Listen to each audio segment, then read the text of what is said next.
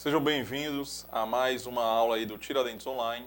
Eu sou o professor Igor Souza e hoje vamos resolver questões de vestibulares, né? Vamos pegar aí conteúdos, né, de química, né?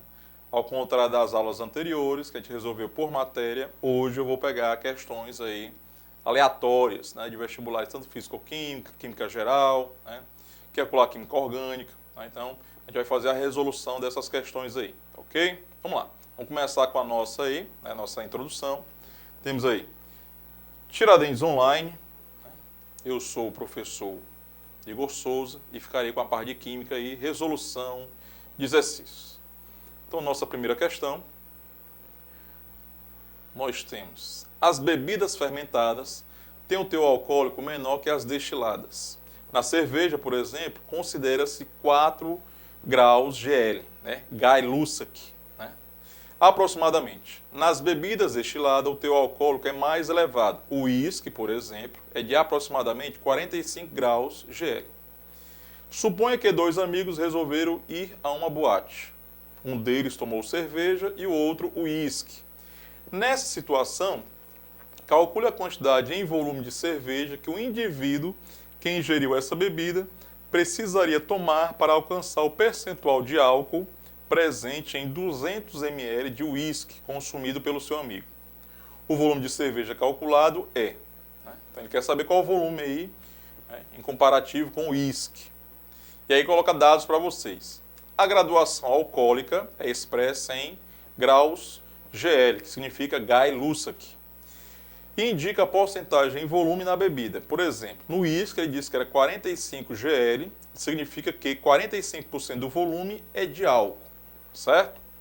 E é isso que nós vamos resolver nessa questão. Então ele quer que você compare o seguinte: imaginemos aí 2 amigos numa festa, né?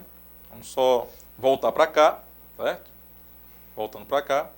Então a questão é mais ou menos o seguinte: você imagine 2 amigos numa festa, um está bebendo uísque e o outro, claro, vai tomar a sua cerveja. A gente quer saber qual desses dois, né, em volume, claro, né, de líquido que vai tomar, quem dos dois vai ter que ingerir mais, né, produto. Lembrando, não é o álcool, mas o produto que você tem um álcool.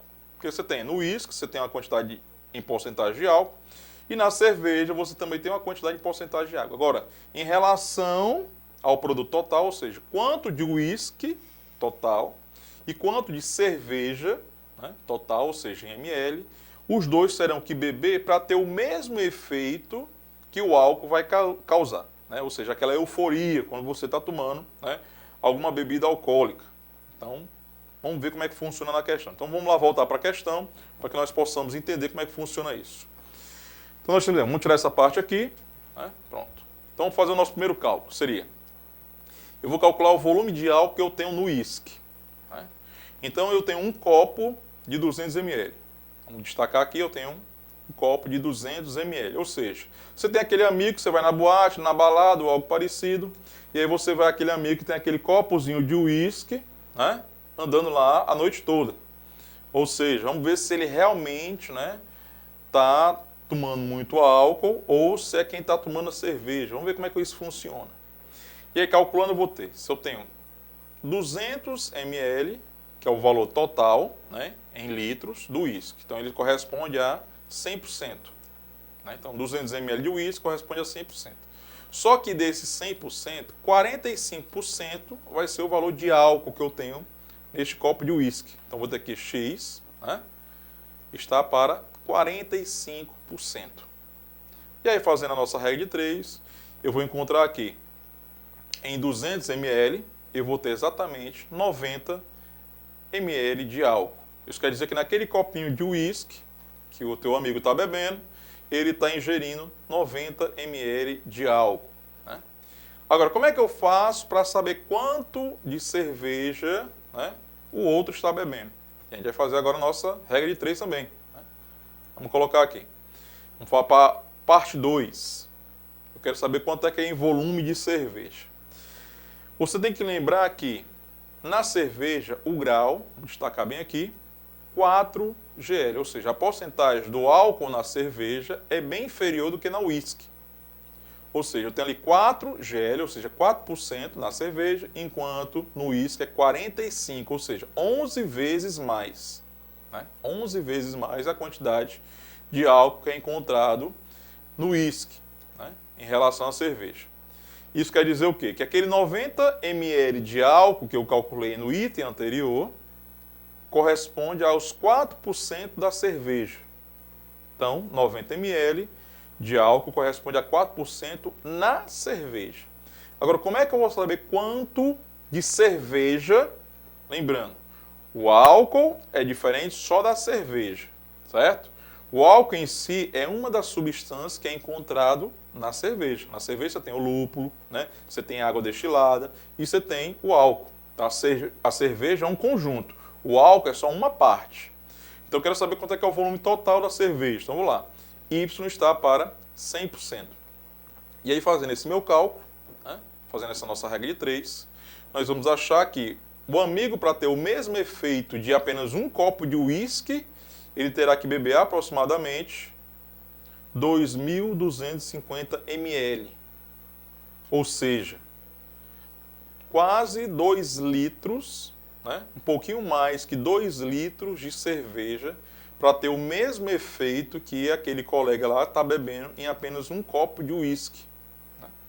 Então, se você for ver a parte financeira, vamos pegar mais ou menos uma ideia. Vamos supor que numa boate, numa balada ou sei lá o quê, um copo de uísque vale 10 reais. Esse vixe, eu vou tomar um copo de uísque, vale 10 reais? Isso é muito caro. Mas se você for pegar uma cerveja, que é em média, né, 600 ml, né, 700, né, tem uma média aí.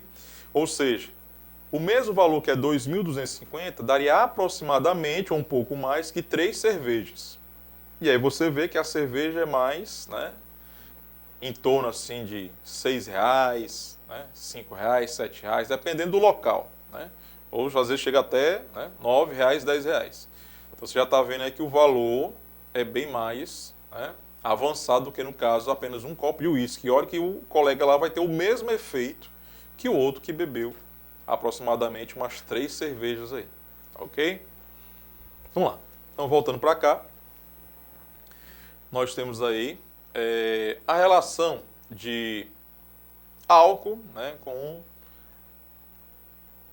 bebidas destiladas. Né, no caso, cerveja, né, uísque e assim sucessivamente. E eu poderia ter alguma questão também com teor de vinho, licor, pode, né, e o cálculo seria praticamente o mesmo.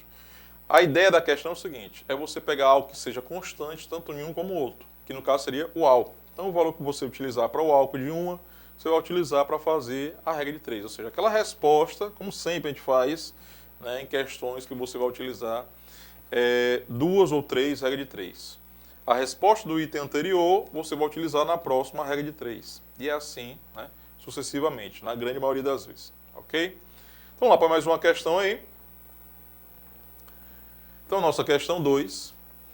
Com a finalidade de tornar os refrigerantes do tipo cola mais agradáveis, é adicionado ácido fosfórico numa concentração de 0,6 gramas por litro de refrigerante.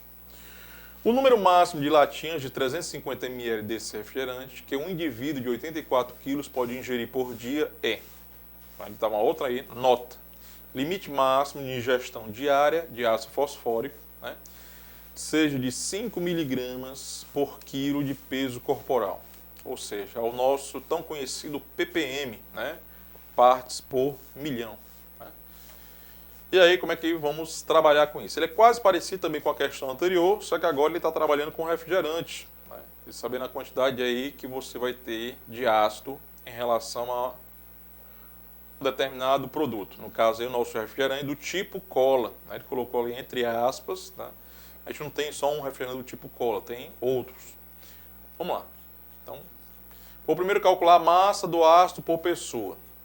Onde é que eu acho isso? Eu vou procurar aqui, ó. 5 miligramas por quilo de peso corporal. O que quer dizer? Ele está dizendo que um ser humano, ele deve, no máximo, ingerir essa quantidade de ácido fosfórico por cada quilo de pessoa, apenas 5 miligramas. E aí eu vou ter que fazer essa regra de 3. 5 miligramas de ácido está para 1 quilo de pessoa, né? Do indivíduo, no caso.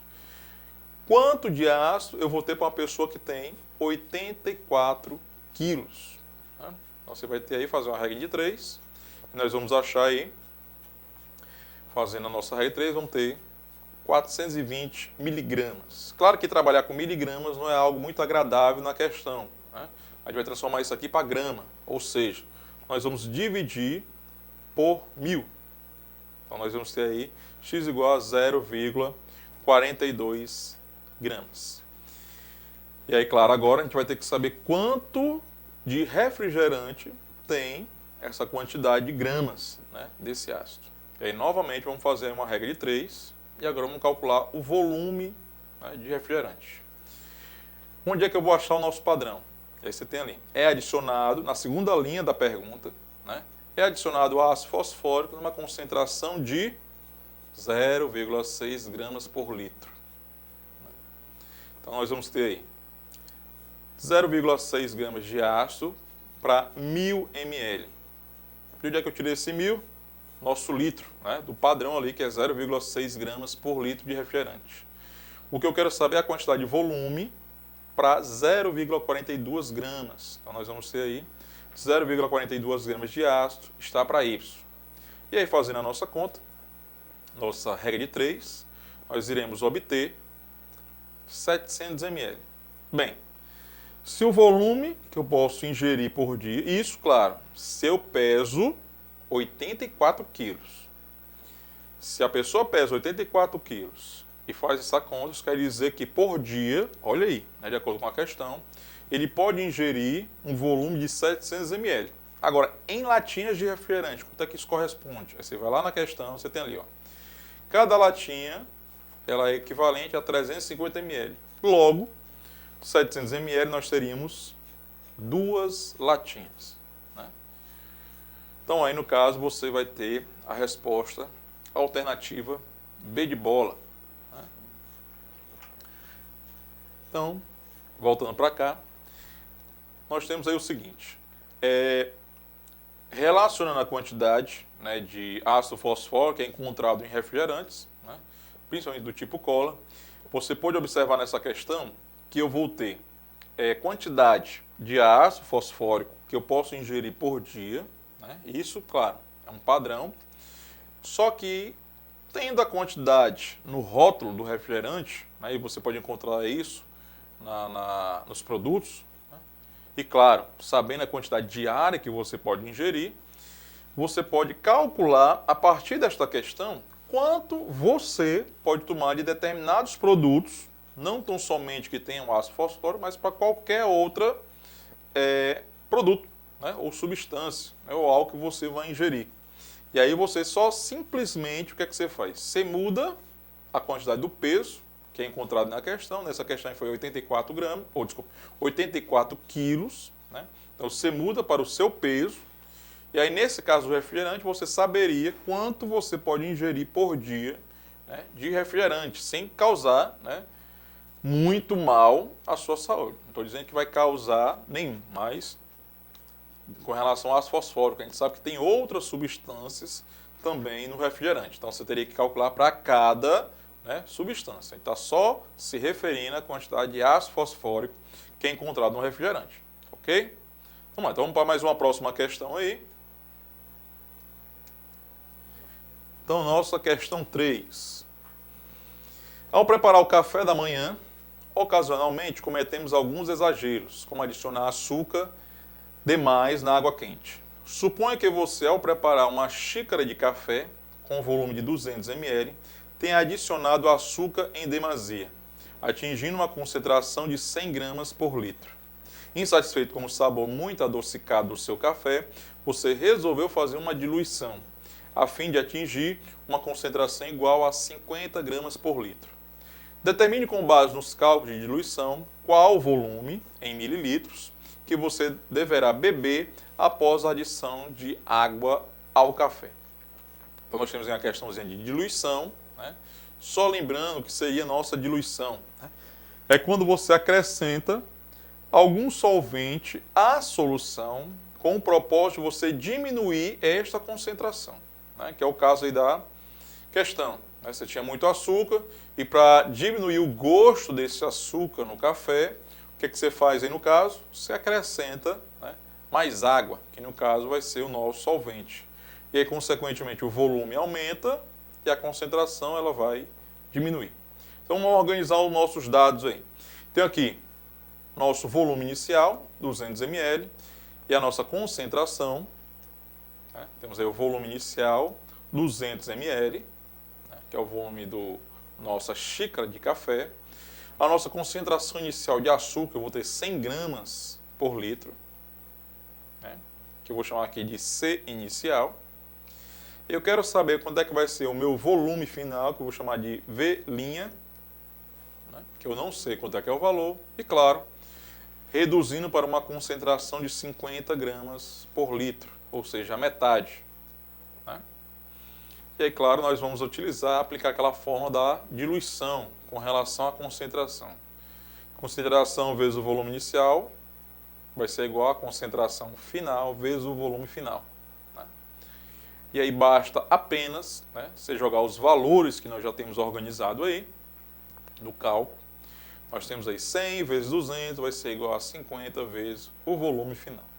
E fazendo este cálculo, nós teremos aí 400 ml. O interessante dessa questão é que você poderia, claro, utilizando as proporções, você poderia também resolver essa questão sem nem fazer a aplicação direta dessa forma. Ou seja, se você observar a concentração, o C e o C', o C eu tenho 100 gramas, o C' eu tenho 50 gramas, ou seja, ele está reduzindo a metade. Consequentemente, o volume ele vai dobrar. Né? Então, se você reduz a metade, isso quer dizer que o volume dobra. Né? E assim sucessivamente. Então, no caso, eu já saberia que o meu volume seria 400 ml. Né? Então, a alternativa aí correta, letra B de bola. Né? Então, voltando para cá. Nós percebemos o seguinte, questãozinha simples de diluição, né? O grande empecilho desse tipo de questão é o enunciado da questão. E aí, para organizar os dados, o aluno, né, ele pode se confundir. Mas uma pequena dica. Se você tem um volume inicial e você vai acrescentar a água, isso quer dizer que o teu volume final vai ser sempre maior do que o inicial. Logo, se eu quero reduzir a concentração, ou seja, eu tenho muito açúcar no café e eu quero diminuir essa concentração, isso quer dizer que a minha concentração inicial ela vai ser maior, né, do que a final. Traduzindo, o nosso final sempre vai ser o menor. Né? Então, volume e concentração eles são inversamente proporcionais. Ou seja, enquanto o volume aumenta, a tua concentração ela diminui. Tá ok? Então, para mais uma próxima questão aí. Então, a nossa quarta questão. Né? Um dos grandes problemas das navegações do século XVI referia-se à limitação de água potável que era possível transportar numa embarcação. Imagine uma situação de emergência em que restaram apenas 300 litros de água potável. Considere-a completamente isenta de eletrolitos. Né? A água do mar não é apropriada para o consumo devido à grande concentração de cloreto de sódio, ou seja, o sal, né? Que corresponde a 25 gramas por litro. No entanto, o soro fisiológico, que eu tenho aí 10 gramas por litro do mesmo sal, Né? Então ele está dizendo aí que a concentração da água do mar não é apropriada, porque a concentração é 25, enquanto do soro fisiológico ele é 10, ele é apropriado. Se os navegantes tivessem conhecimento da composição do soro fisiológico, né, poderiam usar a água potável para diluir a água do mar, de modo a obter o soro, e assim teriam um volume maior de líquido para beber. Que volume total de soro seria obtido com a diluição se todos os 300 litros de água potável fossem usados para esse fim? Né? Então, voltando para cá. Esta questão ela é interessante do seguinte modo. Ela novamente trabalha com a diluição, só que agora ela foi um pouco mais além.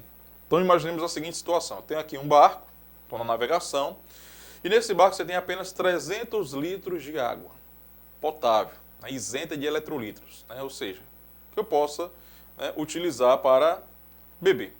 Só que acontece o seguinte, eu quero aumentar essa quantidade de água. Né? Como é que eu posso fazer? Que a única água que eu tenho próxima do navio seria a água do mar. Só que a água do mar ela não é viável, né, para ser ingerida, já que a concentração é muito alta. Então o que é que faremos? Eu vou pegar a quantidade que eu não sei de água do mar, vou pegar lá um recipiente, vou coletar a água do mar, certo? E vou pegar essa quantidade de água que eu tenho, que é os 300 litros, e vou acrescentar nesta água do mar. Olha o que eu estou fazendo. Né? Você tem que entender essa primeira parte da questão, senão não vai ter como você fazer a organização. Né? Você já entendeu que na questão anterior, o que foi que nós aprendemos? Que a concentração inicial ela tem que ser maior do que a concentração final. Então, a concentração inicial tem que ser maior do que a concentração final. Já o volume tem que ser inverso. Né? Tem que ser inversamente proporcional. Como eu não sei o meu volume inicial, que eu estou pegando do mar, eu vou chamar de X. Então, meu volume inicial, que é a água do mar que eu coletei, eu vou chamar de X. E aí, quando eu pegar esses 300 litros e for acrescentar no volume que eu coletei do mar, eu vou ter aí o meu volume final, que no caso vai ser X mais 300. Olha como é que funciona. O volume inicial é X e o meu volume final vai ser X mais 300. Ok? Então vamos lá, vamos voltar lá para a questão, fazer essa resolução. Então vamos lá. Então tirando aqui as alternativas, tá? Vou ter aí. Tirando não, vamos deixar as alternativas. Tem um NaCl, que é a minha concentração inicial. Vou ter aí concentração inicial, 25 gramas por litro. Meu volume inicial, que é aquela água que eu vou coletar do mar, vou chamar de X, porque eu não sei o valor, né? Vou chamar de X. E eu quero que a minha concentração baixe para o do soro fisiológico, que no caso aí vai ser 10 gramas por litro, né, do mesmo sal. Então, concentração final, 10 gramas por litro. Como eu vou misturar com os 300 litros de água, então meu volume final vai ser X mais 300. E aí, novamente, eu vou utilizar aquela nossa fórmula, né, que vai ser concentração inicial vezes o volume inicial, que é igual à concentração final vezes o volume final. Jogando os nossos valores, eu vou ter 25x vai ser igual a 10 vezes x mais 300. Resolvendo isso aí, organizando, teremos 25x menos 10x igual a 3.000. Né? Você aplica aí a matemática e o nosso valor de x eu vou ter 200. Muito cuidado nesta hora aí, ó. Muito cuidado. Esse volume que eu achei aí, que é o x, ele corresponde ao volume inicial. Lembre-se que na questão ele não quer o volume inicial. Ele quer que volume total de soro seria obtido com a diluição se todos os 300 litros de água potável fosse utilizado para esse fim. Então o que eu vou fazer com esses 200? Eu vou simplesmente agora somar com os 300, né? Já que o meu V' é x mais 300. Então logo nós teremos aí o volume final igual a 500 litros. Né? Então isso quer dizer que naquela navegação, se eles conhecessem essa proporção, ao invés de eles terem apenas 300 litros de água, eles teriam no final 500 litros de água. Ou seja, eles teriam 200 litros de água a mais para beber. Logo, como um ser humano, por dia, ele deve tomar, em média, 2 litros de água. Isso quer dizer que com 200 litros a mais, daria para, né, ter mais aí uma quantidade enorme, né? Dependendo da tripulação, lógico, né? Você não vai viajar sozinho, é óbvio, né? Se fosse apenas uma única pessoa, você teria aí, né, 100 dias a mais. Mas, como você está numa navegação, você pode ter mais pessoas. Então, teria mais benefício aí. E aí a viagem seria mais proveitosa. Ok? Então, voltando para cá. Então, você percebe aí novamente nessa questão de diluição, uma questão bem mais interessante de ser resolvida, ao contrário daquela nossa primeira. Você tinha que entender, né, que a água do mar era o volume inicial, e aí você ia fazer a diluição. Lembrando, toda vez que você tiver diluição, você vai ter que o acréscimo do solvente, que no caso aí o nosso solvente vai ser a água. Então você tem que ter só esse pequeno porém. Né? Vamos para a próxima questão, né? Fazer a resolução aí.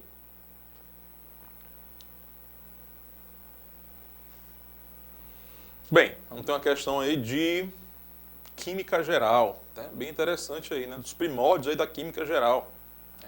Vamos lá. Questão 5. Isótopos são átomos com o mesmo número atômico, mas número de massa diferentes.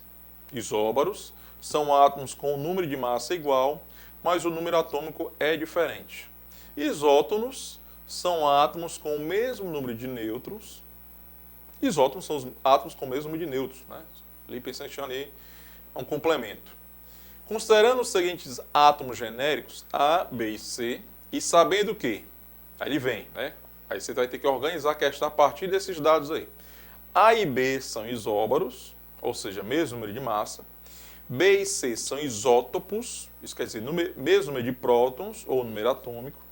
Ele coloca uma observação. Onde A tem o número de massa, ele dá uma expressãozinha. 7y mais 1. E número atômico, x mais 2.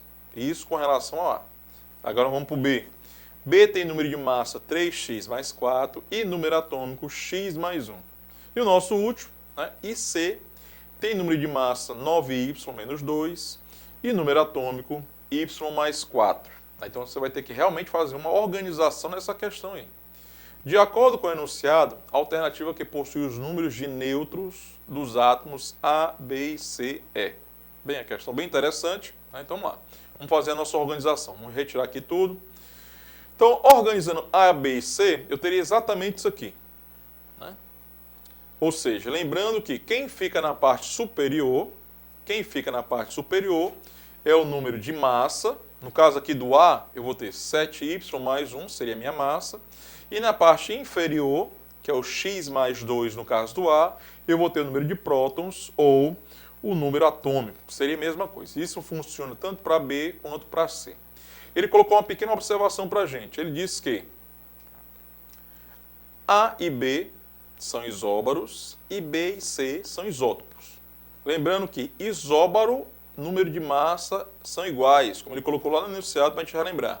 Ou seja, a parte superior ele é igual. Então, no caso do A e B, vamos destacar aqui, ó, né?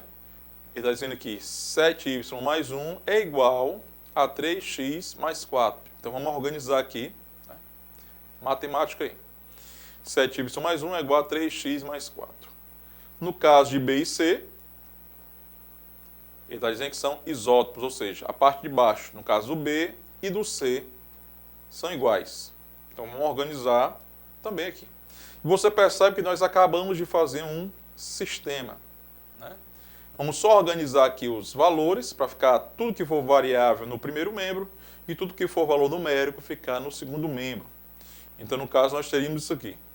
Eu teria, no primeiro caso, 7y menos 3 igual, menos 3x igual a 3, né? Passo o 3x para o primeiro membro e o 1 passa lá para o outro lado.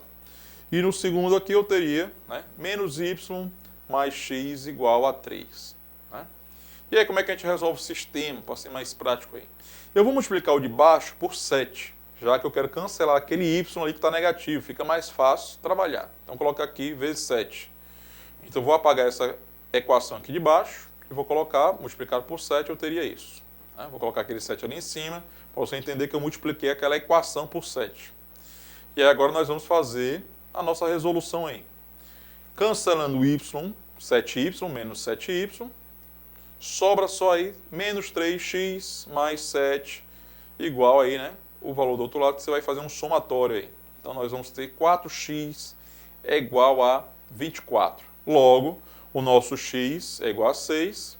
E se eu pegar esse x, ou esse 6, né, igual a x, e substituir em alguma das expressões, eu vou achar que meu y é igual a 3.